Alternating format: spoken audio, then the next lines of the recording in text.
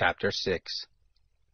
The sons of the prophets said to Elisha, "See now, the place where we dwell before you is too small for us.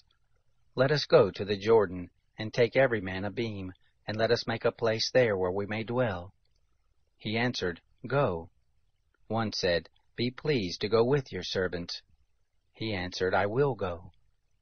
So he went with them. When they came to the Jordan, they cut down wood. But as one was felling a beam, the axe head fell into the water, and he cried and said, "Alas, my master, for it was borrowed." The man of God said, "Where did it fall?" He showed him the place. He cut down a stick and cast it in there, and made the iron to swim. He said, "Pick it up." So he put out his hand and took it.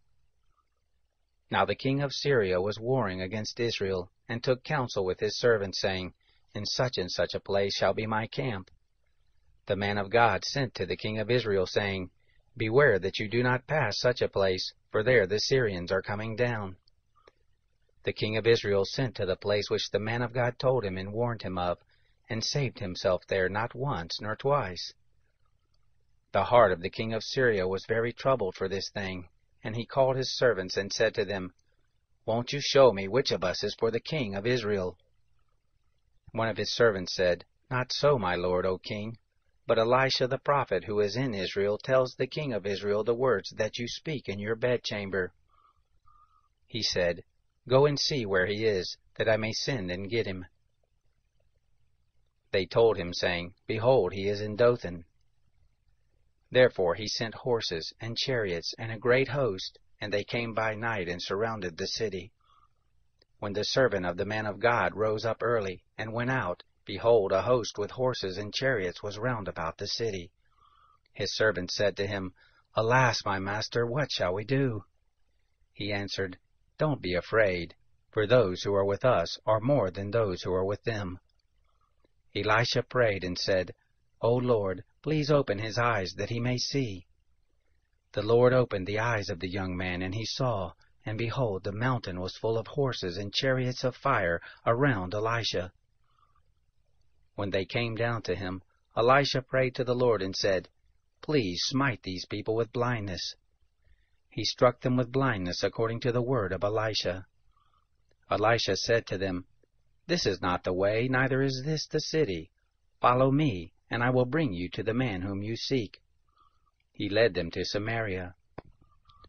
It happened, when they came into Samaria, that Elisha said, "O Lord, open the eyes of these men, that they may see."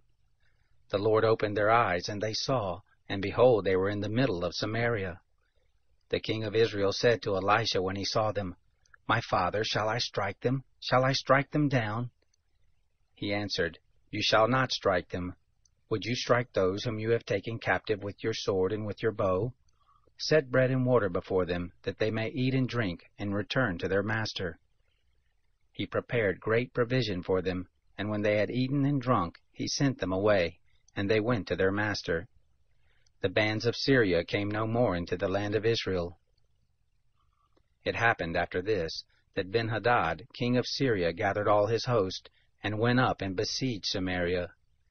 There was a great famine in Samaria, and they besieged it, until a donkey's head was sold for 80 pieces of silver, and the fourth part of a cab of dove's dung for 5 pieces of silver. As the king of Israel was passing by on the wall, there cried a woman to him, saying, "Help, my lord, O king." He said, "If the Lord doesn't help you, how can I help you? Out of the threshing floor or out of the winepress?" The king said to her, "What ails you?"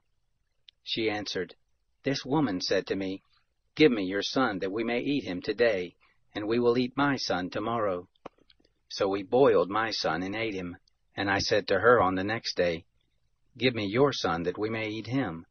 And now she has hidden her son." It happened, when the king heard the words of the woman, that he tore his clothes. Now he was passing by on the wall. And the people looked, and behold, he had sackcloth within on his flesh. Then he said, "God do so to me, and more also, if the head of Elisha, the son of Shaphat, shall stand on him this day." But Elisha was sitting in his house, and the elders were sitting with him. And the king sent a man from before him, But before the messenger came to him, he said to the elders, See how this son of a murderer has sent to take off my head. Behold, when the messenger comes, shut the door, and hold the door fast against him. Isn't the sound of his master's feet behind him? While he was yet talking with them, behold, the messenger came down to him, and he said, Behold, this evil is from the Lord. Why should I wait for the Lord any longer?